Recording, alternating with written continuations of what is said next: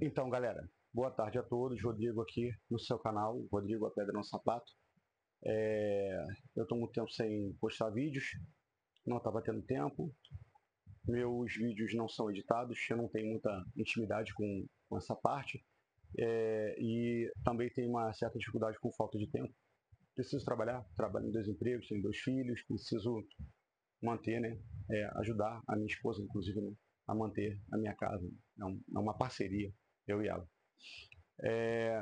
Mas não tem como ver o absurdo que está acontecendo no Brasil e não me manifestar a respeito disso. Bom, a começar pelos presos do 8 de janeiro. Presos políticos, presos, pessoas que não provocaram quebra-quebra, que não agrediram, estão presas. E aquelas que realmente provocaram, eu não sei se realmente estão presas. E essas que provocaram toda essa confusão, eu acho muito pouco provável que sejam pessoas da direita, porque as nossas manifestações, elas sempre foram pacíficas, ordeiras e limpas, de não deixar nem sujeira pela rua, que dirá coisas quebradas. Aquilo está me parecendo mais gente contratada por partidos de esquerda para poder acabar com aquela manifestação contra o atual presidente. E não houve diferenciação de crime, do que cada um fez. Então, para mim, não faz absolutamente sentido nenhum aquele julgamento. Outra coisa é o julgamento do Bolsonaro. Vamos lá, gente. São 6 juízes, né? Começando por Alexandre de Moraes. Alexandre de Moraes tem um problema pessoal contra o Bolsonaro. Bolsonaro, enquanto era presidente da República, chegou a protocolar impeachment do Alexandre de Moraes, porque coisas que ele não concordava que o Alexandre de Moraes fizesse como juiz, né, como ministro, e então existe uma questão pessoal aí entre os dois. A segunda coisa é que Alexandre de Moraes se coloca como réu no processo do golpe imaginário. Se ele é réu, ele não pode ser o juiz. Mas ele também, além de ser réu, ele é o próprio advogado de defesa. Ele também é relator do caso, ele também é o juiz que vai julgar os réus, e ele também agora se tornou promotor, depois do último vídeo que ele mostrou para tentar justificar que o STF não prendeu somente velhinhas idosas, né? Pessoas idosas com a Bíblia na mão. E o juiz não pode apresentar provas.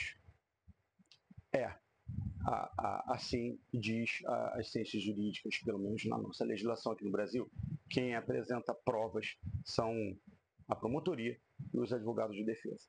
Então, se ele apresentou prova contra o cara que está se tornando réu, ele passa a ser também promotor. E como ele pode ser juiz? Não sei. Deveria ser imparcial. Acho que não vai ser. Senhora Carmen Lúcia foi indicada pelo Lula e tende a acompanhar o voto dos seus colegas. Vai ser imparcial? Acho pouco provável.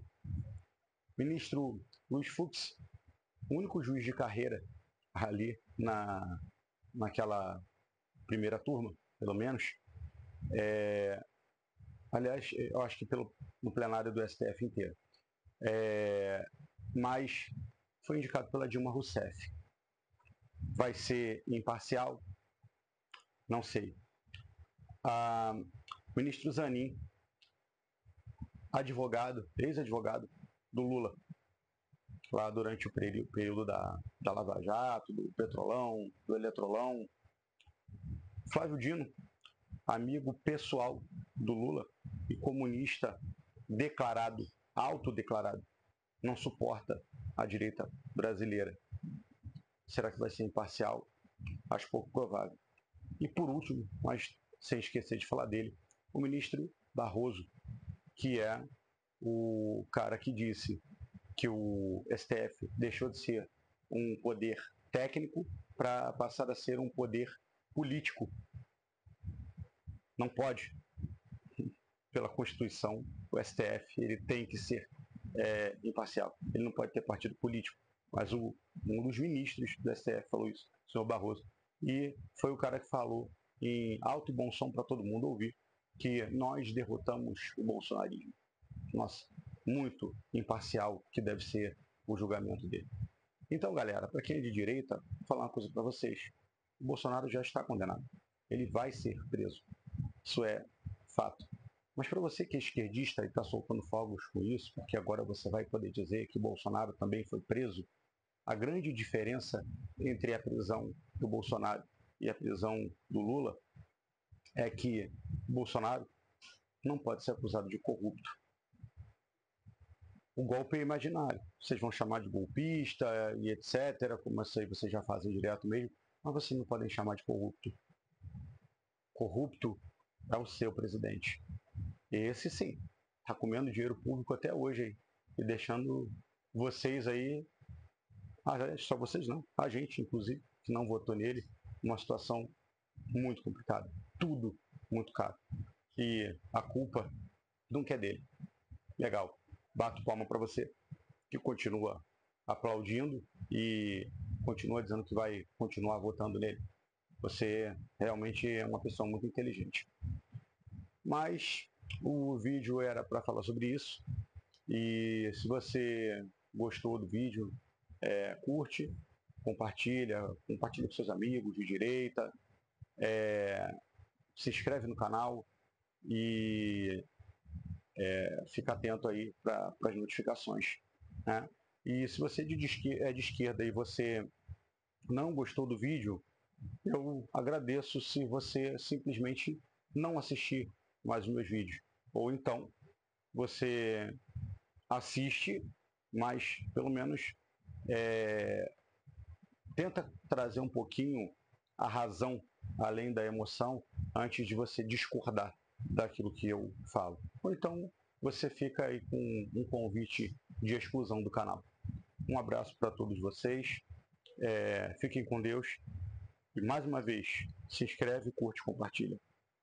Isso ajuda bastante aí para eu poder divulgar essas informações. Um abraço para todos e fiquem com Deus.